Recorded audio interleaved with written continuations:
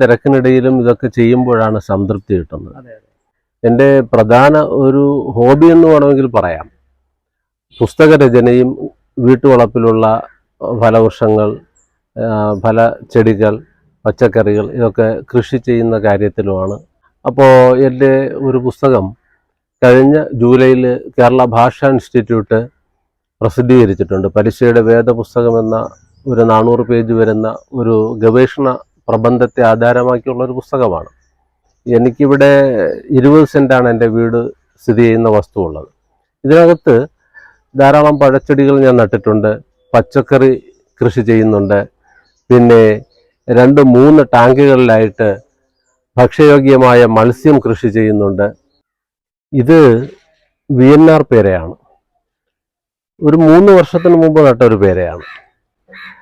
കുട്ടികൾ പോലും വളരെ താല്പര്യത്തോടെ കഴിക്കുന്ന പേരയാണ്. ഇതിൽ